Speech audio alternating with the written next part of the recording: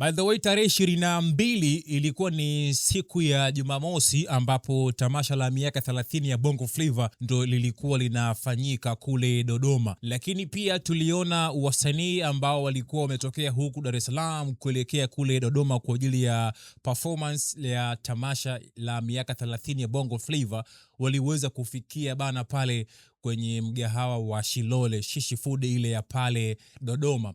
Lakini pia kama tunakumbuka vizuri, back in days Shilole alikuwa na ofisi yake ya Shishi Food ambapo ilikuwa ipo maeneo ya Kijitonyama pale, lakini iliweza kuharibika kipindi fulani kile cha Oktoba 29. Sasa baadhi ya wasanii wengi sana wa miaka 30 ya Bongo Flava, most of them walienda pale kwenye ofisi ya kwake Shilole na kuweza kupata chakula cha mchana. Watu kama vile wakina A-List walikuwepo pale, wakina Fid Q walikuwepo, Madei pia alikuwepo na vitu kama hizo. Sasa by the way, show ilifanyika vizuri na baada ya kumalizika kila mtu aliweza kujiacha, lakini pia Shilole ni moja kati ya watu ambao pia aliweza kuhudhuria kwenye tamasha hilo la miaka 30 ya Bongo Flava, kwa maana ya kwamba aliweza kushuhudia show jinsi gani ambavyo ilivyokuwa inaenda. Sasa mara baada ya show kuweza kumalizika, Shilole aliweza kufunga safari kutokea Dodoma kuja Dar es Salaam. Hapa nazungumzia ilikuwa ni usiku wa Jumapili, siku ya jana kuamkia leo hii Jumatatu.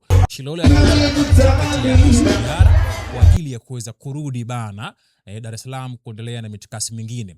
Lakini mnaambiwa ambacho kimetokea bana, wakati Shilole ameweza kukata tiketi ya SGR kutoka Dodoma kuja Dar es Salaam bana, yeye alikuwa amekata tiketi ya SGR ya saa 12. Umeelewa vizuri? Sasa mara baada ya Shilole kukata tiketi ya SGR ya saa 12, aliweza kujichanganya bana na abiria mwingine ambapo tiketi zao zote zilikuwa zinasoma siti moja. Umeelewa vizuri? Lakini automatically hiyo siti ambayo ilikuwa wamegongana huyo abiria mwingine ilikuwa ni siti ya huyo abiria mwingine, japokuwa ilikuwa si ya Shilole.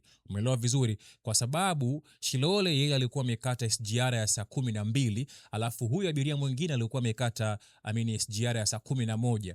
Sasa SGR ilichelewa kidogo, badala ya kufika saa 11 ikafika saa 12. Sasa Shilole akajua ndo ile ambayo yeye alikuwa ameweza kuikatia. Umeelewa vizuri? Sasa unaambiwa ugomvi ulikuwa ni mkubwa vibaya mno. Shilole amefika pale anasema hii ni siti yangu, jina langu ndo hili hapa na hii ndo siti yangu, hataki kutoka kwenye siti.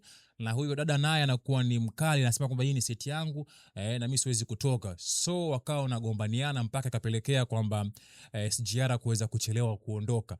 Dakika za mwisho bwana, chuma ikaamka ikachomoa ikaondoka. Unaomba chuma imepigwa fimbo mpaka maeneo ya Kilosa. Wakaona sasa hii issue ishakuwa nzito, ikabidi ndugu yetu Shilole aweze kushushwa pale Kilosa, kwa sababu ile siti kwa mujibu wa wahudumu wenyewe wanasema ni kwamba ni ya yule abiria mwingine, ilikuwa si ya Shilole. Ila Shilole alikuwa jaribu kuweka mabavu na vitu kama hizo kwa sababu yeye ni msanii na vitu kama hizo. Umeelewa vizuri? Sasa mnaambiwa ugomvi ulikuwa ni mkubwa, ikapelekea Shilole kuweza kushushwa pale Kilosa na maaskari polisi. Umeelewa vizuri? Yani security wa pale. Na baada ya hapo akapandishwa kwenye SGR nyingine, akarudishwa mpaka Dodoma. Na kurudishwa kwake Dodoma, hakuenda Dodoma ofisini kwake ama nyumbani kwake, no, karudishwa Dodoma, lakini ameenda moja kwa moja mpaka kituo cha polisi. Kwa nini unaleta vurugu kwenye SGR na siti si ya kwako? Mimi sitaki nikanena sana alafu nikamara nikajimaliza. Hebu naomba sikiliza hii audio ambacho kilikuwa kinaendelea sasa. Mimi sitaki nikanena sana alafu nikamara, naomba sikiliza hii audio ambayo nimekuwekea hapa, alafu niambie mtazamaji kwenye upi juu hii video ambayo tumekuwekea. Kasako Media, tunaangazia maisha, tunaandika kesho.